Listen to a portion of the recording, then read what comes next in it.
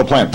Mr. President, like that ceasefire, you've called for diplomatic solutions not only in Israel and Gaza, but also in Ukraine, in Iraq, to very little effect so far. Has the United States of America lost its influence in the world? Have you lost yours? Yeah. Look, this is a common theme that folks bring up. Apparently, people have forgotten that America, as the most powerful country on earth, still does not control everything around the world. And so, our diplomatic efforts often take time. They often will see progress and then a step backwards. That's been true in the Middle East. That's been true in Europe. That's been true in Asia. That's the nature of world affairs. It's not neat and it's not smooth. But if you look at, for example, Ukraine, we have made progress in delivering on what we said we would do. We can't control how Mr. Putin thinks. But what we can do is say to Mr. Putin, if you continue on the path of arming separatists with heavy armaments that the evidence suggests may have resulted in 300 innocent people on a jet dying, and that violates international law and undermines the integrity, territorial integrity and sovereignty of Ukraine, then you're going to face consequences that will hurt your country. And there was a lot of skepticism about our ability to coordinate with Europeans for a strong series of sanctions. And each time we have done what we said we would do, including this week when we put in place sanctions that have an impact on key sectors of the Russian economy, their energy, their defense, their financial systems.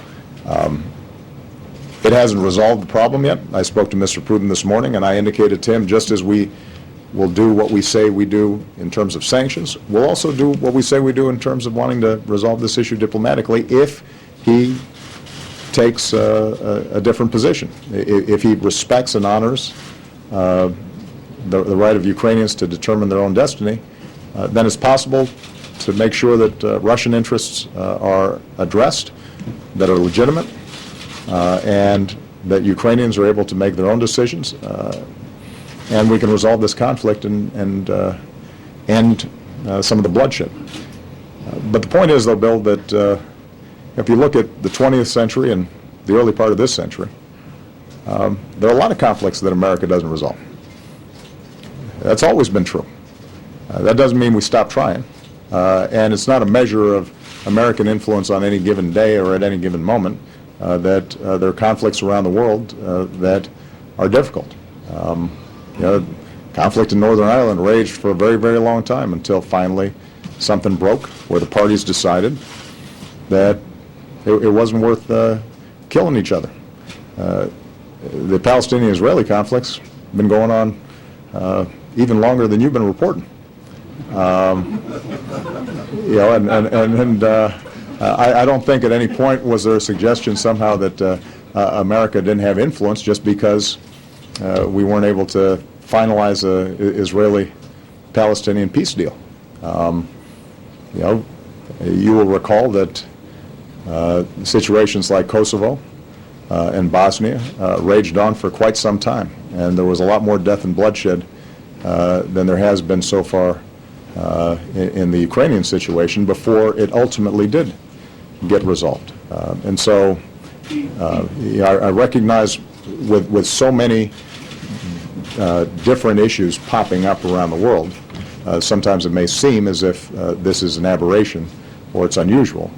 But the truth of the matter is that there's a big world out there, and that as indispensable as we are to try to lead it,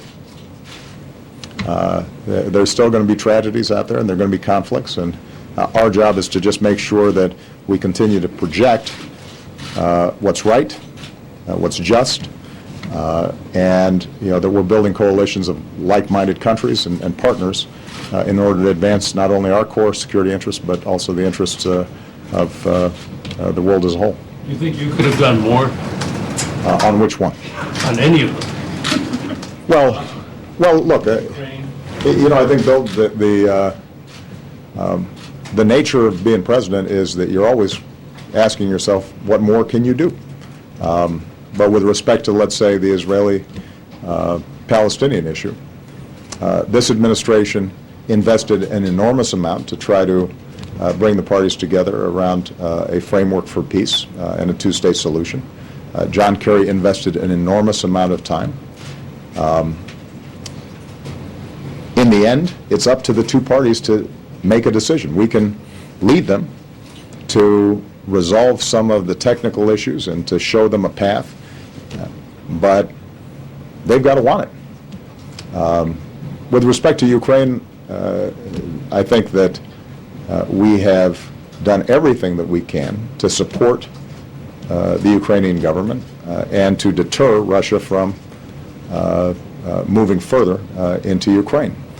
But short of going to war, there are going to be some constraints in terms of what we can do if President Putin and Russia are ignoring what should be their long-term interests. Right now, if what we've done is impose sufficient costs on Russia that, objectively speaking, President Putin should want to resolve this diplomatically. Get these sanctions lifted, get their economy growing again, and have good relations with Ukraine. But sometimes people don't always act rationally, and they don't always act based on their medium or long-term interests. That can't deter us, though. We've just got to stay at it.